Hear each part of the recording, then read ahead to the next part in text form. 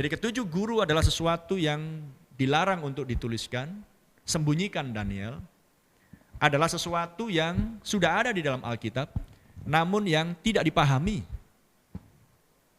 Dan orang-orang di masa-masa di zaman-zaman yang sebelum kita, mereka berusaha untuk mengerti, mereka berusaha untuk memahami, tetapi waktunya belum tiba.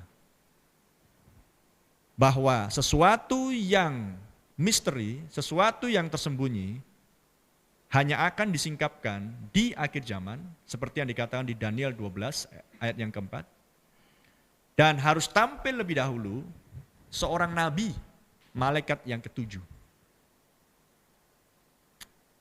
Dan tampilnya seorang nabi dengan sebuah pesan adalah bagian dari misteri meterai yang ketujuh. Dan nabi tampil dengan sebuah pesan, dan itulah tahapan yang pertama, yang adalah seruan, yang tertulis di 1 Tesalonika 4 ayat 16.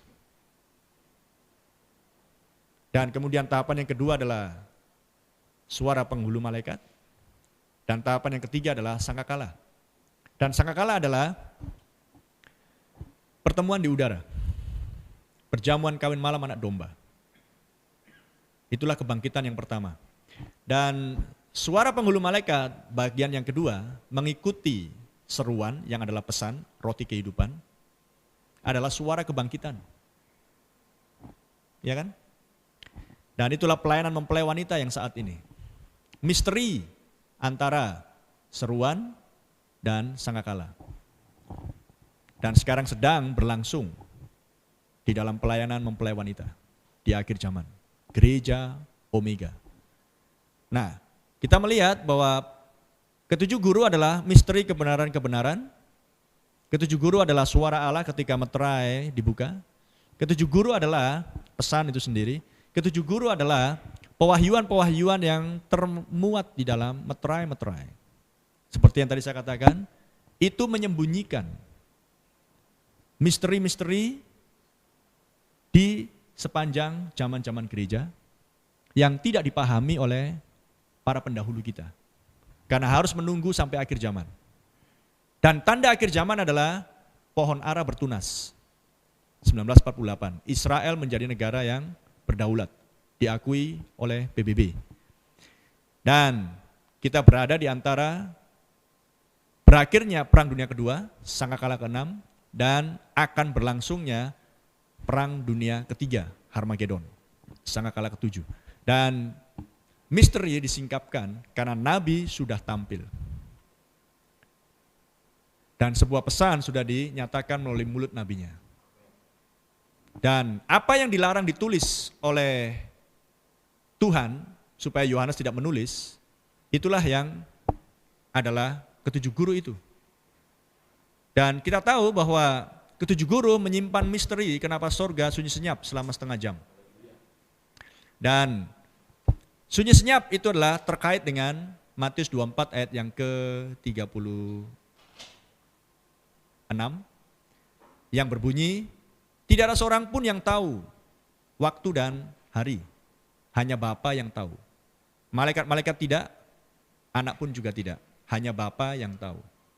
Dan di kitab Wahyu, di Wahyu 8 ayat 1 tentang tujuh guru, dituliskan di situ sunyi senyap selama setengah jam. Itu adalah hal yang sama. Di Matius 24 dikatakan tidak ada yang tahu selain Bapa. Di Wahyu 8 disebutkan sunyi senyap selama setengah jam.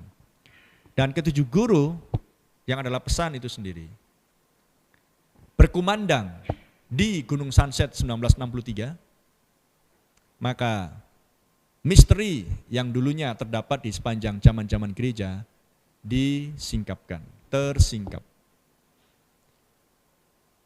Sehingga apa yang dulunya dilarang ditulis, maka sekarang dimanifestasikan.